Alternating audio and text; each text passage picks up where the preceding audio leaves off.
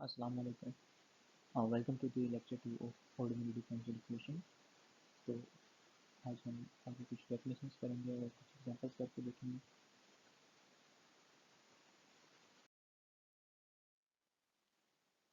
पिछले चैप्टर से हम रिवाइज करते हैं क्योंकि एक टॉपिक कंप्लीट नहीं हुआ था, degree of an ordinary differential equation. तो डिग्री क्या होती है? Power of highest order derivative जो होती है उसको हम degree of an ordinary differential equation कहते हैं। और आगे हमने कहा था कि अगर हमारे पास पावर होती है वो फ्रैक्शंस में हो तो हम उसको सिंप्लीफाई करते हैं, यानी कि जो हमारे पास ऑल डेरिवेटिव्स होते हैं वो फ्री ऑफ फ्रैक्शंस होने चाहिए, या फिर degree of an ordinary differential equation is always a positive integer. If defined आज हम देखेंगे कि इफ डिफाइंड से क्या मतलब है और जब डिफाइंड नहीं होती तो क्या होता है। एग्जाम्पल्स में हमने क्या देखा था? Y double prime plus y prime plus y is equal to exponential of x. इसकी डिग्री हमारे पास क्या थी? 1 थी, क्योंकि हमारे पास ये y इसका ऑर्डर जो है हाईएस्ट ऑर्डर कौन सा है? सेकंड ऑर्डर है इक्वेशन के अंदर। हाईएस्ट ऑर्डर कौन सा है? 2 है हमारे पास। और हमने हाईएस्ट ऑर्डर की पावर देखनी थी, इसकी अब हमारे पास पावर कितनी है? 1 है। तो इसकी हमारे पास डिग्री कितनी होगी? 1 होगी। हमारे पास ये दूसरी एग्जांपल है। अब देखें हमारे पास हमने हाईएस्ट ऑर्डर, सबसे पहला काम क्या करना है? हमें देखना हाईएस्ट ऑर्डर डेरिवेटिव कौन सा है। ये फोर्थ ऑर्डर डेरिवेटिव है, ये सेकंड ऑर्डर है और ये फर्स्ट ऑर्डर है। तो हमारे पास हाईएस्ट ऑर्डर ये है। अब हमें इसकी पावर देखनी है। इसकी पावर हमारे पास कितनी है? 2 है। तो इसकी डिग्री कितनी होगी? 2। और ऑर्डर कितना होगा? 4। Why? Because power of the highest derivative is 2।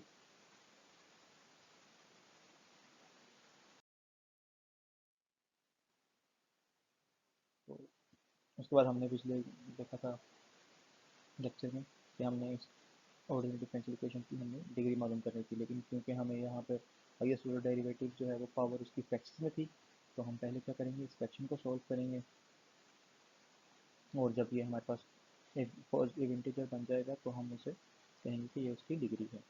Recall that all the derivatives are free of fractions and degree of OD is always a positive integer, या फिर नेचुरल नंबर। नेचुरल नंबर कौन से होते हैं?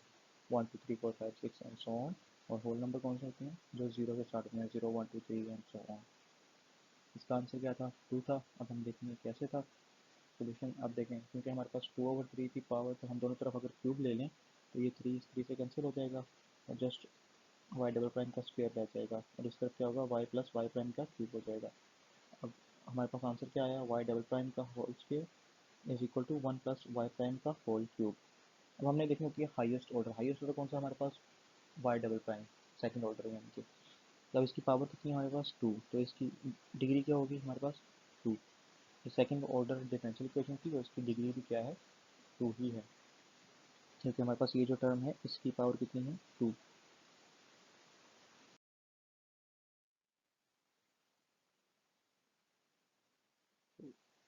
Degree of every OD is not defined. अब देखेंगे कि कब जो है ऑर्डिनरी डिफरेंशियल इक्वेशन की डिग्री डिफाइंड नहीं होती। Degree of such ordinary differential equations is not defined, in which the dependent variable or its derivative appear as an argument of logarithmic or trigonometric function। तो dependent variable कौन सा होता है हमारे पास? y। तो जब y या फिर उसका कोई डेरिवेटिव आर्गुमेंट ऑफ लॉग या फिर आर्गुमेंट ऑफ ट्रिग्नोमेट्रिक फंक्शन हो, तब उस ऑर्डिनरी डिफरेंशियल इक्वेशन की डिग्री डिफाइंड नहीं होती। एग्जांपल्स देखें हमारे पास। एग्जांपल ये है y double prime plus y is equal to natural log of y double prime. अब हमारे पास ये है आर्गुमेंट ऑफ लॉग आ रहा है एज किसमें? Derivative of independent variable. तो इसकी क्या होगी? डिग्री डिफाइंड नहीं होगी। और ऐसे दूसरी एग्जांपल है, ये आर्गुमेंट ऑफ ट्रिग्नोमेट्रिक फंक्शन है, आर्गुमेंट ऑफ साइन है, और ये derivative of y is equal to dy/dx plus x plus 3। तो इसकी भी हमारे पास डिग्री क्या होगी? डिफाइंड नहीं होगी, क्योंकि आर्गुमेंट ऑफ, ये यहाँ पर आर्गुमेंट ऑफ लॉग था और यहाँ पे आर्गुमेंट ऑफ ट्रिग्नोमेट्रिक फंक्शन था। हाँ, अगर ऐसा होता कि साइन dx/dy होता तो तब इसकी डिग्री डिफाइंड होती, क्योंकि हमारे हमने क्या कहा था? डिपेंडेंट वेरिएबल का डेरिवेटिव के आर्गुमेंट नहीं होना चाहिए। लेकिन अगर हमारे पास dx/dy हो जाए तो वो तो डेरिवेटिव ऑफ इंडिपेंडेंट वेरिएबल हो गया ना, तो उस हिसाब से फिर हम कहेंगे कि इसकी डिफाइंड है। Both what is the highest derivative is appearing as an argument of logarithmic or trigonometric function respectively.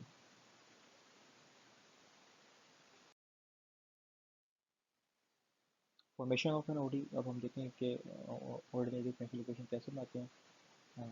Consider the following example, हमारे पास ये एग्जांपल गिवन है, y is equal to a sin 2x plus b cos 2x।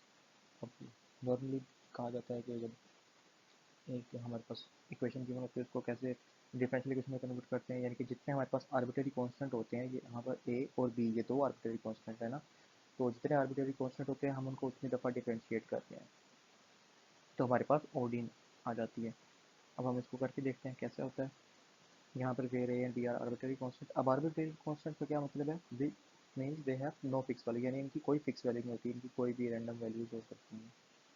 By differentiating one with respect to x we obtain.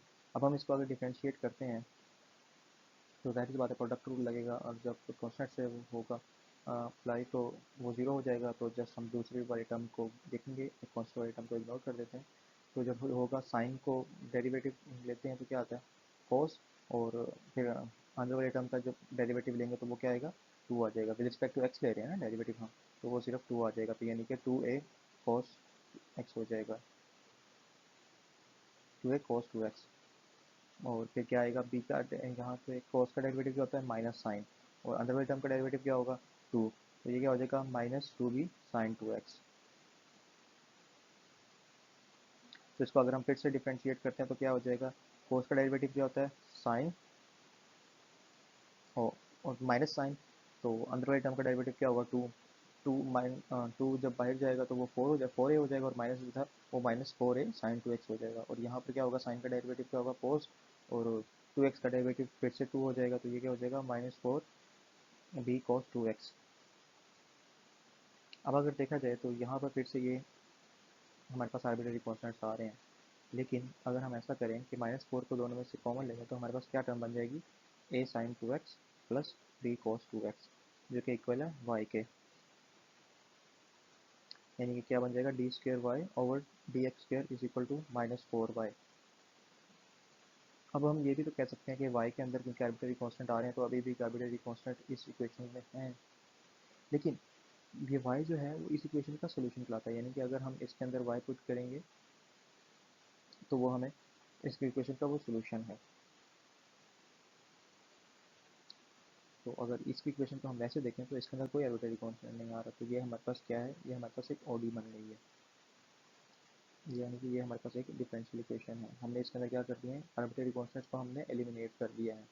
We obtained for this equation from one from this is called the solution by eliminating the constant a और b, हमने constant को eliminate कर दिया। Four is a second order ordinary differential equation. Second order इसलिए क्योंकि अगर हम इसका ऑर्डर देखें तो कौन सा है सेकंड ऑर्डर है, दो दफ़ा डिफरेंशिएट किया हुआ है। And one is the solution of four and as it satisfies four.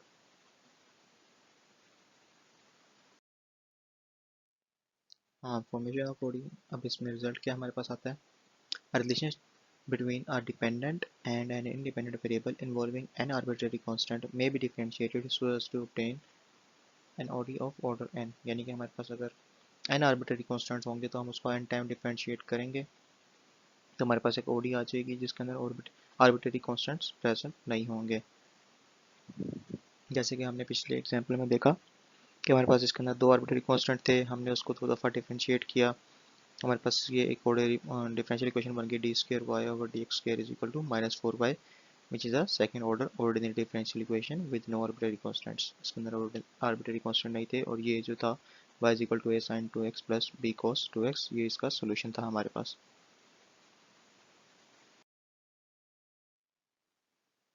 Method to obtain an ordinary differential equation. So differentiate n times the relationship between dependent and an independent variable involving an arbitrary constant and eliminate all the n arbitrary constant.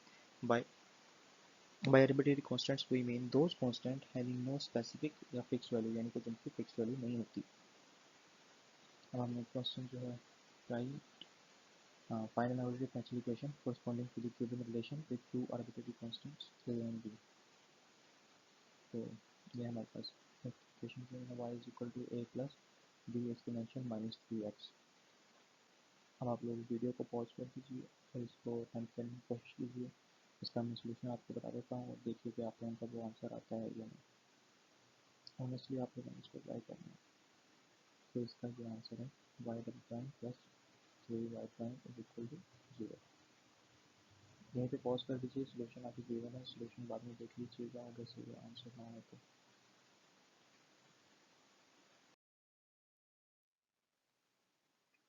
तो ये हमारे पास equation given थी। आइए अब हम इसका solution देखते हैं। सोल्यूशन में क्या होगा, हमें इसको जब दो दफ़ा डिफरेंशिएट करना है ना, क्योंकि हमारे पास दो आर्बिट्रेरी कांस्टेंट गिवन है। जब हम इसको पहली दफ़ा डिफरेंशिएट करते हैं, कांस्टेंट है ये तो जीरो हो जाएगा इसका डेरिवेटिव, और जब इसको हम करते हैं कांस्टेंट वाले पार्ट का जीरो हो जाएगा और दूसरे वाले पार्ट को जब हम करते हैं तो वहाँ से क्या आएगा, एक्सपोनेंशियल का डेरिवेटिव जो होता है एक्सपोनेंशियल, और फिर ये अपर वाले पार्ट का डेरिवेटिव, इसका डेरिवेटिव क्या होगा -3। तो हमारे पास क्या आ जाएगा -3 डी ई -3x। और जब हम उसको दूसरी दफ़ा डिफरेंशिएट करते हैं वो वही -3 दोबारा फिर से बाहर आएगा, तो -3 9 हो जाएगा, 9b एक्सपोनेंशियल -2x। तो अगर हम इसको देखें, कोई भी हमारे पास आर्बिट्री दो, हमने दो दफ़ा डिफरेंशिएट किया और हमारे पास आर्बिट्री कांस्टेंट अब भी एक प्रेजेंट है, और अगर हम चाहें तो इन दोनों को अगर हम डिवाइड करें तो ये कांस्टेंट कैंसिल हो सकते हैं, लेकिन हम क्या करते हैं, हम सिंपलेस्ट तरीका अपनाते हैं जिसका हमारा सोल्यूशन वो है इजीली मिल सके।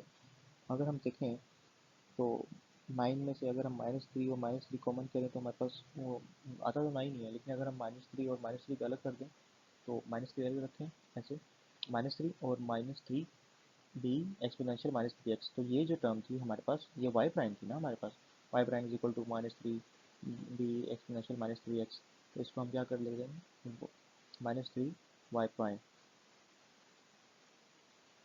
तो इसको अगर हम दूसरी तरफ ले जाएं, y double prime is equal to -3 y prime. इसको अगर हम दूसरी तरफ ले जाएं तो y double prime plus 3 y prime is equal to 0। ये है हमारे पास रिक्वायर्ड और डी, या फिर हम इसको शक्ल पे भी लिख सकते हैं, d square y over d x square plus 3 dy over d x is equal to 0। यानी कि इन दोनों शक्लों में से कोई भी एक शक्ल में हम इसको लिख सकते हैं, ये हमारे पास रिक्वायर्ड ओडी होगी।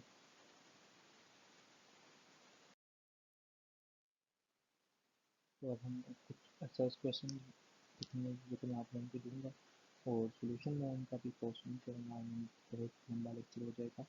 और सोल्यूशन के लिए मैं डेफिनेटली एक अलग से लेक्चर बना लूँगा, लेकिन बहुत इजी क्वेश्चंस होंगे जो कि आप लोग इजीली कर सकते हैं, और मैं उनके हिंट्स दे दूँगा। और अगर आप लोगों को सोल्यूशन पीडीएफ में चाहिए हो तो आप लोग हमसे फेसबुक पर कांटेक्ट कर सकते हैं, इसका लिंक मैं नीचे डिस्क्रिप्शन में दे दूँगा, या फिर आप लोग हमें ईमेल कर सकते हैं, ईमेल भी मैं नीचे डिस्क्रिप्शन में लिख दूँगा। तो कोई भी इश्यूज़ हो या कोई क्वेश्चन हो तो आप लोग हमें फेसबुक या ईमेल पर कॉन्टेक्ट कर सकते हैं। तो हमारे पास पहला क्वेश्चन क्या गिवन है, what is the order and degree of the following ODEs. तो हमारे पास ये given a first equation y double prime plus y sin of x is equal to 0। अब आप लोग सोचें इसकी डिग्री डिफाइंड होगी या नहीं। अब आप लोग सोचेंगे कि यहाँ पर आर्गुमेंट ऑफ साइन आ रहा है तो नॉट डिफाइंड होगी, लेकिन गौर से देखें तो ये आर्गुमेंट ऑफ साइन तो आ रहा है लेकिन वो इंडिपेंडेंट वेरिएबल का है, तो इसका मतलब इसकी डिग्री जो है वो डिफाइंड होगी। अगर आर्गुमेंट ऑफ साइन जो है वो डिपेंडेंट वेरिएबल का होता तब इसकी डिग्री जो है डिफाइंड ना होती, लेकिन क्योंकि जो हमारे पास जो है आर्गुमेंट ऑफ साइन जो है इंडिपेंडेंट वेरिएबल का है तो डेफिनेटली इसकी डिग्री जो है वो होगी। और अगर डिग्री किसकी होती है, हाईएस्ट ऑर्डर। अब इसके अंदर हाईएस्ट ऑर्डर हमारे पास कौन सा है, वाई डबल प्राइम के सेकंड ऑर्डर। इसका ऑर्डर कितना है, 2 है, और इसकी पावर क्या है, इसकी 1 है, तो इसका ऑर्डर 2 है और पावर इसकी और डिग्री इसकी 1 है। और सेकंड में देखें तो इसके हमारे पास हाईएस्ट ऑर्डर कौन सा है, और अगेन ये हमारे पास साइन ऑफ एक्स आ रहा है, यानी कि जो आर्गुमेंट वो आ रहा है हमारे पास इंडिपेंडेंट वेरिएबल का आ रहा है तो डिग्री डिफाइंड होगी। हाईएस्ट ऑर्डर कौन सा हमारे पास, ये है, थर्ड ऑर्डर है, तो ऑर्डर इसका 3 होगा और डिग्री क्या होगी, फिर से हमारे पास 1 ही होगी। और जब ये है y triple prime is equal to under root d y over d x, तो जब हम इसको सोल्व करेंगे यानी कि हम इसकी डिग्री डायरेक्ट नहीं लिख सकते कि इसकी डिग्री 1 होगी, क्योंकि हमारे पास यहाँ पर है d y over d x, इसकी जो पावर हमारे पास आ रही है वो फ्रैक्शन में आ रही है, 1/2 आ रही है, तो पहले हम उसको सॉल्व करेंगे। तो हमारे पास इसका जो ऑर्डर आएगा वो 3 ही आएगा, लेकिन इसकी जो हमारे पास डिग्री आएगी वो 2 आएगी। आप लोग देख सकते हैं जब हम दोनों साइडों पे स्क्वायर करेंगे तो इसकी जो है डिग्री 2 हो जाएगी। अब नेक्स्ट इक्वेशन में क्या है हमारे पास, d 6x over d t 6 और d 4x over d t 4 and d 3x over d 3 cube plus x is equal to l n of y. तो होगा क्या, अब गौर करिए आप लोग कि डिग्री ऑर्डर क्या होगा इसका, हाईएस्ट ऑर्डर 6 होगा या ये दोनों, आप इन दोनों को मल्टीप्लाई हरगिज़ नहीं करना, ये दोनों अलग अलग चीज़ें हैं। आई मीन ये 4 दफ़ा हमने एक्स को डेरिवेट किया हुआ है विद रिस्पेक्ट टू टी, और यहाँ पर 3 दफ़ा डेरिवेट किया हुआ है विद रिस्पेक्ट टू टी, और यहाँ पर 6 टाइम किया हुआ है, यानी कि ये दोनों अलग अलग हैं टर्म्स, इनका अलग डेरिवेटिव निकालना है, फिर उसका अलग 3 दफ़ा डेरिवेट करना है और दोनों को मल्टीप्लाई किया हुआ है। लेकिन जबकि यहाँ पर ही उसको हमने कंटिन्यूसली 6 दफ़ा डेरिवेट करना है, तो इसका ऑर्डर जो हमारे पास 6 होगा, इसकी पावर हमारे पास 1 है, तो इसकी डिग्री 1 ही होगी। अब ये इसके अंदर हमारे पास क्या है, y double prime plus 4y double prime plus 5y prime is equal to ln of y। अब यहाँ पे आर्गुमेंट ऑफ लॉग आ रहा है डिपेंडेंट वेरिएबल का, तो यानी कि इसकी डिग्री जो है वो तो डिफाइंड नहीं होगी। ऑर्डर क्या है, हाईएस्ट ऑर्डर कौन सा हमारे पास 3 है, तो इसका ऑर्डर क्या होगा, 3 होगा।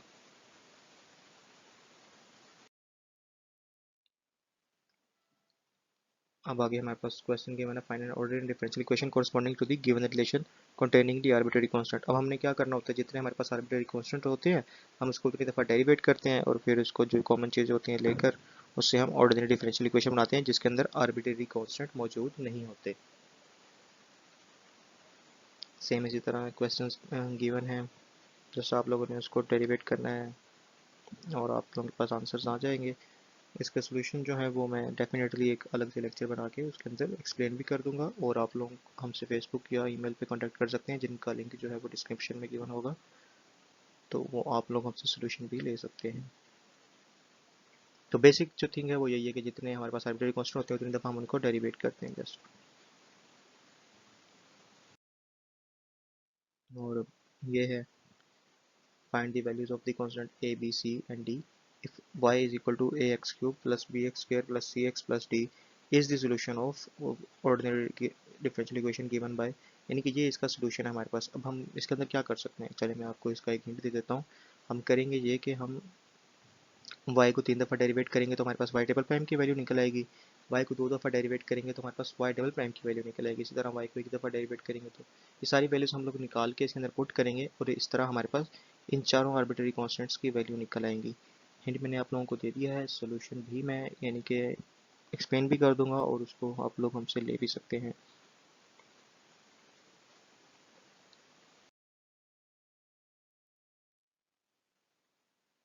तो थैंक यू सो मच यहाँ तक सुनने के लिए, और अगर आप लोगों के कोई क्वेश्चंस हैं तो आप लोग कमेंट कर सकते हैं, या फिर हमें फेसबुक से भी पूछ सकते हैं और ईमेल भी कर सकते हैं। Thank you, see you in the next lecture, अल्लाह हाफिज़।